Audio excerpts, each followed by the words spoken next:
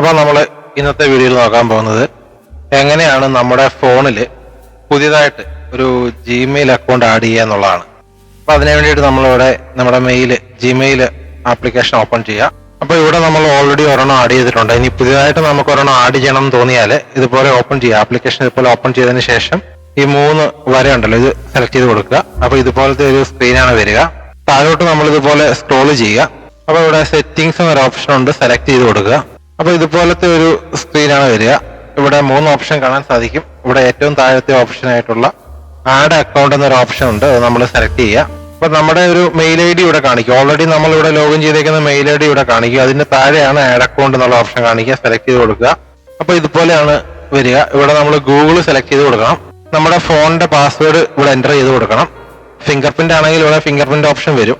പിന്നീട് വരുന്ന സ്ക്രീൻ ഇതുപോലെയാണ്. ഇവിടെ നമ്മൾ നമ്മുടെ ആഡ് ചെയ്യേണ്ട ഇമെയിൽ ഐ ഡി എൻ്റർ ചെയ്ത് കൊടുക്കണം. ഇവിടെ നമ്മൾ മെയിൽ ഐ ഡി എൻ്റർ ചെയ്ത് കൊടുത്തിട്ടുണ്ട്. അത് കഴിഞ്ഞിട്ട് നെക്സ്റ്റ് ഓപ്ഷൻ സെലക്ട് ചെയ്യുക. പിന്നെ ചോദിക്കുന്ന പാസ്വേഡ് ആണ്. പാസ്വേഡ് ഇവിടെ എൻ്റർ ചെയ്ത് കൊടുക്കുക.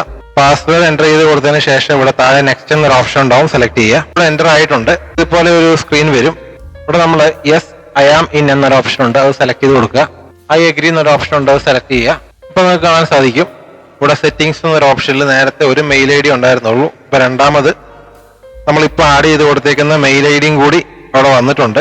അപ്പൊ ഇതുപോലെയാണ് നമ്മുടെ ജിമെയിൽ ആപ്ലിക്കേഷനിലേക്ക് പുതിയൊരു ഇമെയിൽ അഡ്രസ് ആഡ് ചെയ്യുന്നത്. വീഡിയോ നിങ്ങൾക്ക് ഉപകാരപ്പെട്ട് കഴിഞ്ഞാൽ ചാനൽ ഒന്ന് സബ്സ്ക്രൈബ് ചെയ്ത് സപ്പോർട്ട് ചെയ്ത് തരണേ.